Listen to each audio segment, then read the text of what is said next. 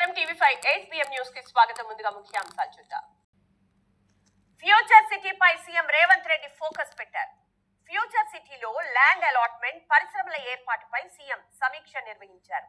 Net zero city తరహాలోనే designs ఉండాలని CM సూచించారు. కావాలన్నారు. జర్నలిస్టులకు ప్రధాని మోదీని శంకుస్థాపన జరిగేలా చూడాలన్నారు.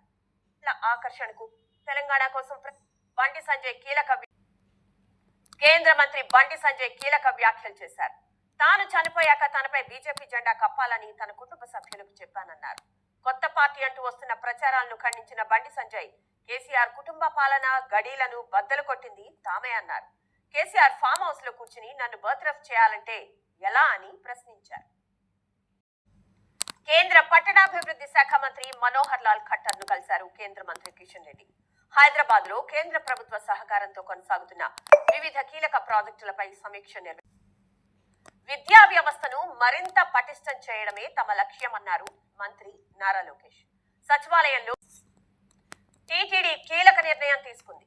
తిరుమలలో శ్రీవారి భక్తులకు అందించే అన్న ప్రసాదాలు తయారు చేసేందుకు ఇక నుంచి ఎల్పీజీ స్థానంలో పీఎన్జీ వినియోగించాలని నిర్ణయించారు. ఈ ప్రతిపాదనకు తాజా తనపై దాడి జరిగిందంటూ పాస్టర్ అభినయ్ దర్శన్ డ్రామా కేసులో మొత్తం 5 నిందితులను పోలీసులు గుర్తించారు. పాస్టర్ అభినయ్ దర్శన్ సహా 5 నిందితులను పోలీసులు అరెస్ట్ చేశారు. మరోవైపు పాస్టర్ అభినయ్ లీలలు ఒక్కొక్కటిగా వెలుగులోకి వస్తున్నాయి. పాస్టర్ అభినయ్ పై ఇప్పుడు చిన్న విరామం తీసుకుందాం. ప్రధాని మోదీ పర్యటన సందర్భంగా ఇటలీ, భారత్ మధ్య కీలక ఒప్పందాలు జరిగాయి. రక్షణ, గ్రీన్ ఎనర్జీ, ఇంధనం, బ్యాంకింగ్, ప్రధాని మోదీ పర్యటన సందర్భంగా ఇటలీ, భారత్ మధ్య కీలక ఒప్పందాలు జరిగాయి. రక్షణ, green energy.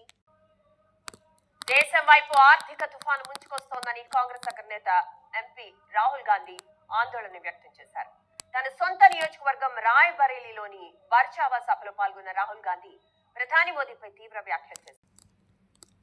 Neat paper leak వ్యవహారం దేశమంతా విస్తరిస్తోంది. సిబిఐ దర్యాప్తులో కొత్త విషయాలు బయటకు వస్తున్నాయి. సిబిఐ దర్యాప్తు. ఇవి ఈ బులెటిన్ విశేషాలు. మరో బులెటిన్లో మళ్ళీ కలుద్దాం. అప్డేట్స్ కొనసాగుతూనే